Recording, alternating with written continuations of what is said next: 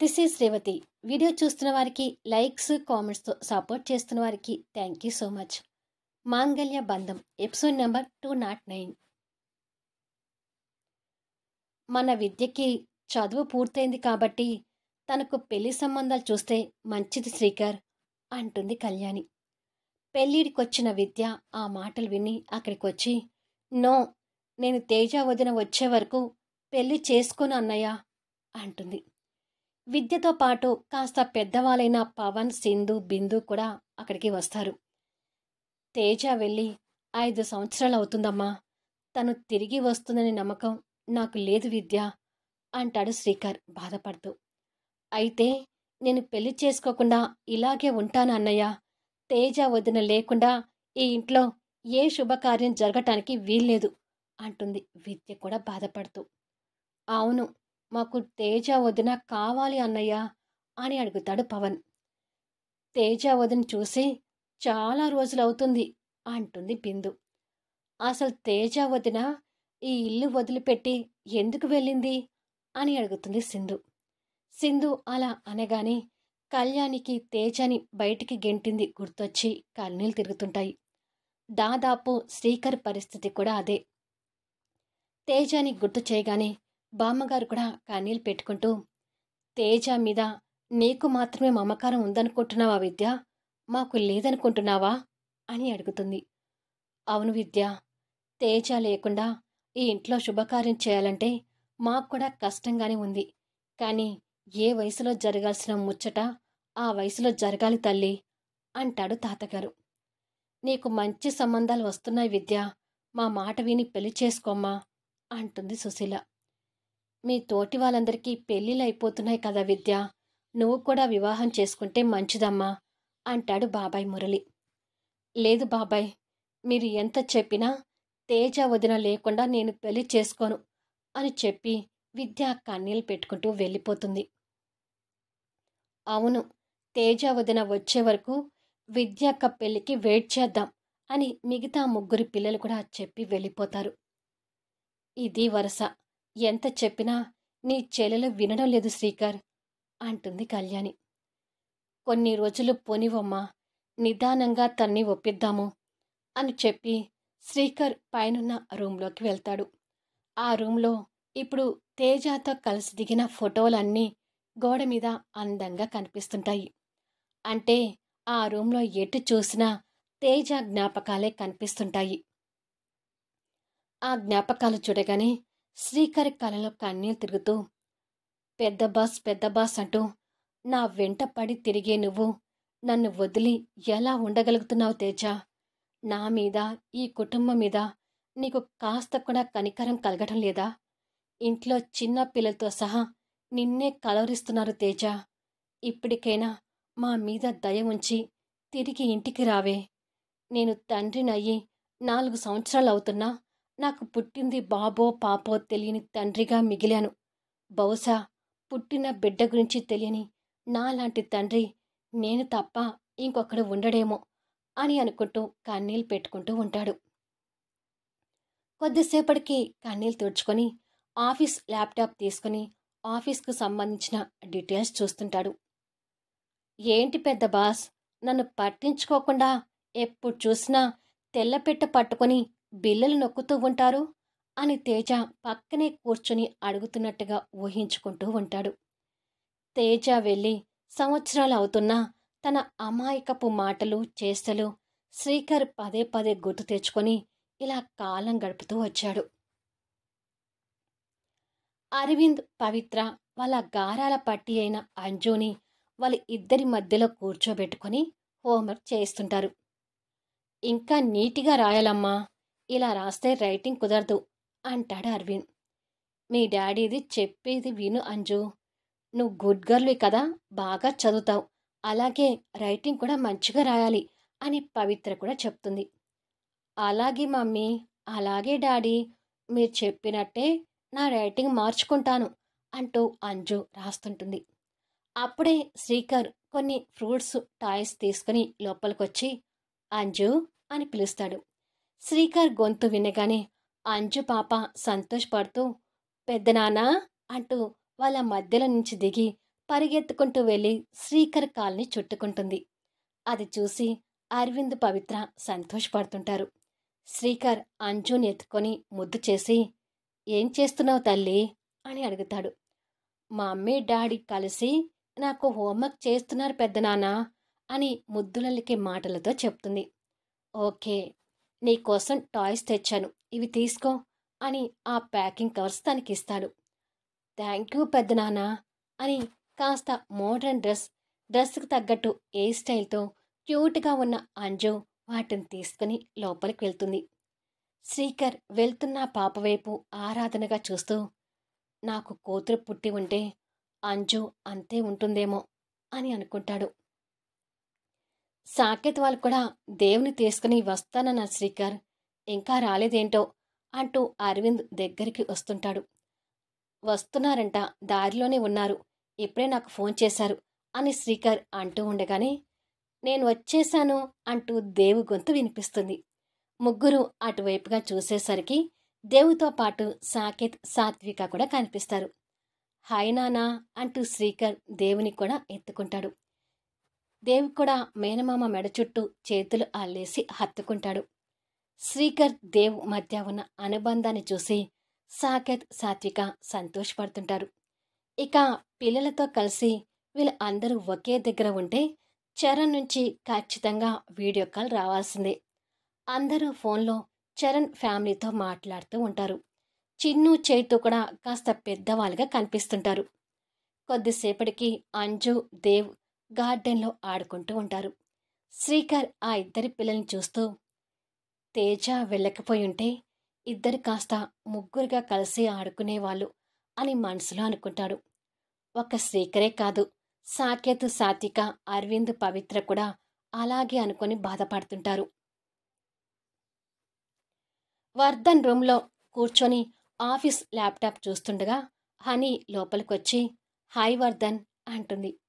"Hi అని, ఏంటి ఎప్పుడూ లేనిది నా రూమ్లోకి వచ్చావు" అని అడుగుతాడు అదే ప్రేమతో చూస్తూ. హనీ దగ్గరికొచ్చి, "తాతయ్య నాకు ఫోన్ చేశాడు వర్ధన్.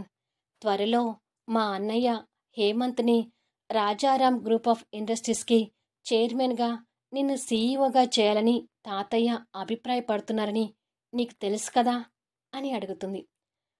"తెలుసు, కానీ సీఈఓగా నేను బాధ్యతలు స్వీకరించడం అంటే ఇంట్రెస్ట్ చూపించలేకపోతున్నాను. అంటే నేను ఆ బాధ్యతలను సక్రమంగా నిర్వర్తిస్తానా లేదా అనేది కొంచెం టెన్షన్గా ఉంది" అంటాడు. "అది నీ అపనమ్మకమే వర్ధన్. నువ్వు సాకేత్ సార్ దగ్గర పిఏగా చేసి బిజినెస్లో మెలకువలు అన్నీ నేర్చుకున్నావు.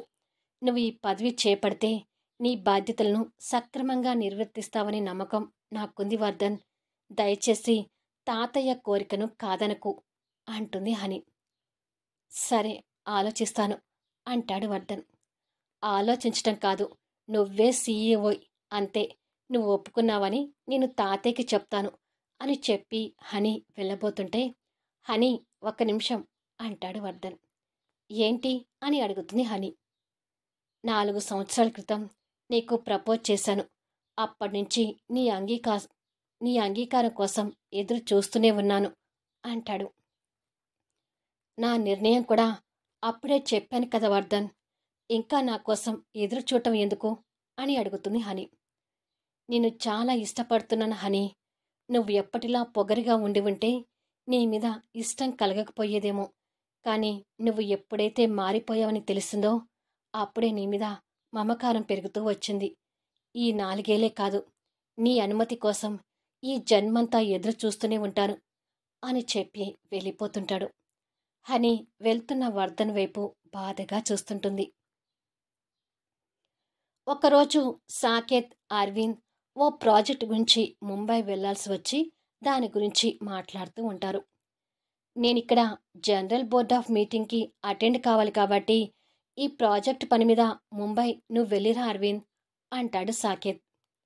"సరే, అలాగే వెళ్తానులే" అంటాడు అరవింద్. "దేని గురించి డిస్కషన్" అంటూ శ్రీకర్ అక్కడికొస్తాడు. "అదేరా, రేపు న్యూ ప్రాజెక్ట్ మీద ముంబై వెళ్ళాలి కదా, అరవింద్ని వెళ్ళి రమ్మంటున్నాను" అంటాడు సాకేత్. "ఫ్లైట్లో వెళ్ళు అరవింద్, నువ్వు ఎయిర్‌పోర్ట్‌లో దిగేసరికి నీకోసం కారొస్తుంది. ప్రాజెక్ట్ పని మీద ఓ 2 రోజులు అక్కడే ఉండాలి కాబట్టి కార్ యూజ్ చేసుకో అంటాడు శ్రీకర్. సరే శ్రీకర్ అంటాడు అరవింద్. ఆ మరుసటి రోజు ఉదయం అంజు జ్వరంతో బాధపడుతూ ఉంటుంది. అంజుని నేను చూసుకుంటానులే అరవింద్. ముఖ్యమైన ప్రాజెక్ట్ అంటున్నావు కదా, నువ్వు ముంబై వెళ్ళిరా అంటుంది పవిత్ర. పాపకి ఇంత జ్వరంగా ఉంటే నిన్ను పాపని వదిలేసి ఎలా వెళ్తాను పవిత్ర అని అరవింద్ బాధగా అంటూ ఉండగా సాకేత్ నుంచి ఫోన్ కాల్ వస్తుంటుంది. అరవింద్ లిఫ్ట్ చేసి హలో అంటాడు. ఫ్లైట్ టైం అవుతుంది అరవింద్, ఇంకా రాలేదేంటి అని అడుగుతాడు సాకేత్ శ్రీకర్కి ఎదురుగా కూర్చొని. అంజుకి బాగా ఫీవర్గా ఉంది సాకేత్, పాపని వదిలి వెళ్ళాలంటే బెంగగా ఉంది అంటాడు అరవింద్. అయ్యో, అంజుకి ఫీవరా? ఎప్పటినుంచి అని అడుగుతాడు సాకేత్ కాస్త కంగారు పడుతూ. సాకేత్ అలా అనగానే వెంటనే శ్రీకర్ ఫోన్ తీసుకుని అంజుకి ఫీవరా, డాక్టర్కి చూపించావా అని అడుగుతాడు. చూపించాను శ్రీకర్, డాక్టర్ వచ్చి ఒక ఇంజెక్షన్ చేసి వెళ్ళాడు. కంగారు ఏమీ లేదని చెప్పాడు. కానీ పాపను వదిలేసి వెళ్ళాలంటే నాకే ఏదోలా ఉంది అంటాడు అరవింద్. ముంబైకి నేను వెళ్తాను, నువ్వు అంజుని జాగ్రత్తగా చూసుకో అంటాడు శ్రీకర్. ఓకే, ఆ ప్రాజెక్ట్ సంబంధించిన ఫైల్స్ అన్నీ సాకేత్ దగ్గర ఉన్నాయి. నీ ల్యాప్టాప్ కూడా నేను డీటెయిల్స్ని ఫార్వర్డ్ చేస్తా, చూసుకో అంటాడు అరవింద్. ఓకే, నేను చూసుకుంటా అని చెప్పి శ్రీకర్ ఫోన్ పెట్టేస్తాడు. నాకు ఈరోజు మీటింగ్ లేకపోతే నేనే వెళ్ళేవాడినరా అంటాడు సాకేత్. నువ్వు మీటింగ్ చూసుకో సాకేత్, ముంబై నేను వెళ్ళొస్తానులే అంటాడు. అనుకున్నట్టుగానే శ్రీకర్ ముంబై చేరుకుంటాడు. అక్కడి నుంచి కార్ తీసుకొని హోటల్కి వెళ్ళి బుక్ చేసుకున్న ఆ రూమ్లోకి వెళ్ళి ఫ్రెష్ అయ్యి సిటీ అవుట్కట్లో ఉన్న కంపెనీకి వెళ్ళి అక్కడ ప్రాజెక్టుకు సంబంధించిన వ్యవహారాలు చూసుకుంటూ ఉంటాడు. మధ్య మధ్యలో అరవింద్కి ఫోన్ చేసి అంజు ఫీవర్ గురించి కూడా తెలుసుకుంటూ ఉంటాడు. సాయంత్రానికి కంపెనీ నుండి తిరిగి వస్తుండగా కాస్త నిర్మానుష ప్రదేశంలో చెట్ల మధ్య రిలాక్స్ అవ్వడానికి కార్ ఆపి కార్లో ఉన్న ల్యాప్టాప్ తీసుకుని దిగుతాడు. ల్యాప్టాప్ని కార్ బ్యాలెట్ మీద పెట్టి ఓపెన్ చేసి సాకేత్కి ఫోన్ చేస్తుంటే సిగ్నల్ లేక ఫోన్ కలవడానికి ఇబ్బంది అవుతుంటుంది.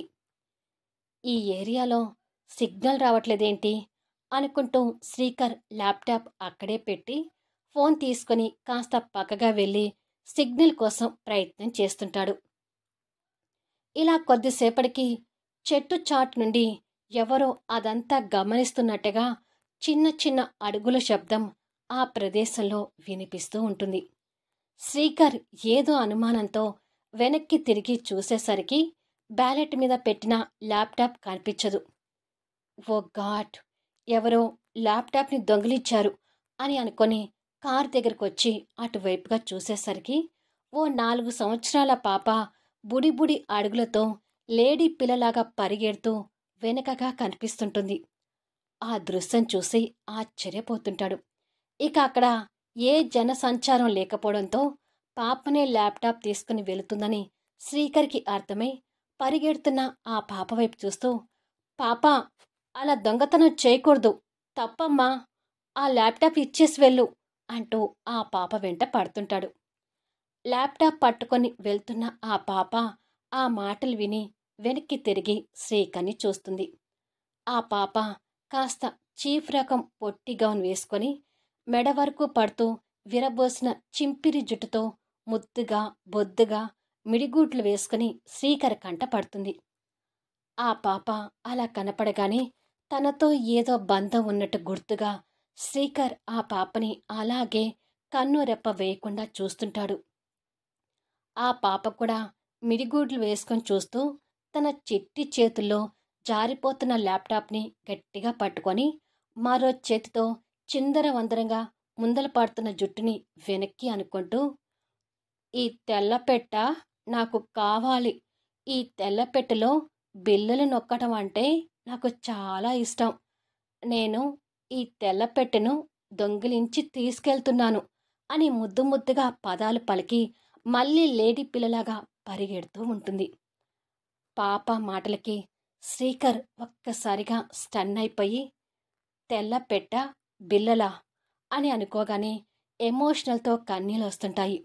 అప్పటికే దూరంగా పరిగెడుతున్న పాప వైపు చూస్తూ అమ్మ పాప ఆగు అంటూ పాప వెంట పరిగెడుతుంటాడు. మళ్ళీ నెక్స్ట్ వీడియోలో కలుద్దాం. ఎవరు ఆ పాప?